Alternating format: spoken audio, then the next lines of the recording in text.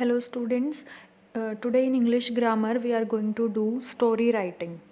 Okay, so the title of the story is No Pains No Gains. ठीक है, मतलब जब तक आप कुछ करेंगे नहीं तो आपको कुछ मिलेगा भी नहीं. No pains no gains. Story. Work is worship. We all knows कि काम ही हमारे लिए वर्शिप है यानी पूजा है. Hard work is the key to success. जब तक हम हार्ड वर्क नहीं करेंगे तो हमें सक्सेस भी नहीं मिलेगी. So we can say that hard work is the key to success. We can not achieve anything without efforts. Efforts means जो हम किसी गोल को अचीव करने के लिए काम करते हैं. ठीक है, तो जब तक हम अपने एफर्ट्स नहीं डालेंगे so we can not achieve the goal. It is correctly said no pains no gains. तो इसीलिए हम कह सकते हैं कि no pains no gains. So let's start the story now. Once there was a farmer. He had 4 sons. They were very lazy. He advised them to work hard, but all in vain. क्या बताया story में that once there was a farmer. एक बार एक farmer था and he has 4 sons. उसके 4 बेटे थे. दे वर वेरी लेज़ी. बहुत ज़्यादा लेज़ी थे, बिल्कुल कुछ भी काम नहीं करते थे.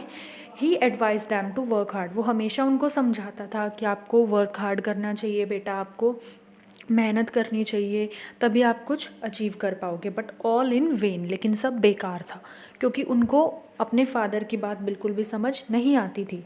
The farmer became old. अब फार्मर क्या हो गए, बहुत ज़्यादा ओल्ड हो गए धीरे धीरे करके. He started falling ill. वो क्या हो गए, बीमार होने लगे. He fell ill. He wanted to teach his sons a lesson. वो अपने सन्स को यानी अपने बेटों को एक लेसन सिखाना चाहते थे. लेसन यानी एक सीख देना चाहते थे. He called them to his bed side. उन्होंने क्या किया, जहाँ वो लेटे हुए थे अपने बेड साइड पे बुलाया सबको. And so he called them to his bed side. उसने क्या किया, अपनी बेड साइड पे जहाँ वो लेटा हुआ था वहाँ पर अपने सन्स को बुलाया. And he sad I have hidden treasure in the field. उसने क्या बताया, that I have a hidden treasure in the field. हमारे जो खेत हैं उनके अंदर एक हिडन ट्रेजर है. ट्रेजर का मतलब होता है खजाना. तो उसने बताया कि हमारे खेत के अंदर मैंने एक खजाने को छुपा कर रखा हुआ है. Dig it out after my death. कि जब मैं मर जाऊँ, जब मैं नहीं रहूँगा तो you have to dig that treasure out. आपको वो ट्रेजर जो है वो बाहर निकालना है. After saying these words the farmer died. इतना कहने के बाद फार्मर की डेथ हो गई. After his death all his sons went to the field. जैसे ही उनके फादर की डेथ हो गई तो कुछ दिन के बाद वो लोग फील्ड के अंदर जाते हैं to dig out the treasure. ठीक है, दे डग इट डीप. उन्होंने क्या किया, बहुत अंदर तक उसको खोद दिया, फील्ड को डग किया.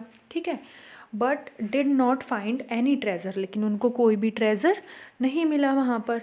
दे वर वेरी सैड नाउ. उनको बहुत ज़्यादा दुख हुआ कि हमारे फादर ने हमें जो बोला वो बात झूठ निकली और बदले में हमें इतना हार्ड वर्क करना पड़ा कि हमें पूरे फील्ड को डिग करना पड़ गया. A wise man past that way. अब एक बहुत वाइज, बहुत क्लेवर मैन जो था वो वहाँ से जा रहा था. He advise them to sow wheat. तो उन्होंने क्या एडवाइस दी, उन्होंने एडवाइस दी कि अब तुमने जब इस फील्ड को अच्छे से डिग कर ही दिया है तो तुम एक काम करो, जो वीट है उसको वहाँ पर बो दो, यानी कि गेहूँ बो दो. They did so. उन्होंने ऐसा ही किया.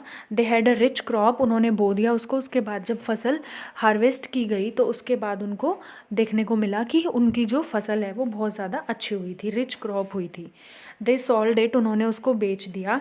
दे बिकेम रिच नाउ. अब वो क्या हो गए, रिच हो गए, क्योंकि उन्होंने जो फसल थी उसको बेचा, उससे पैसा कमाया और दे बिकेम रिच नाउ.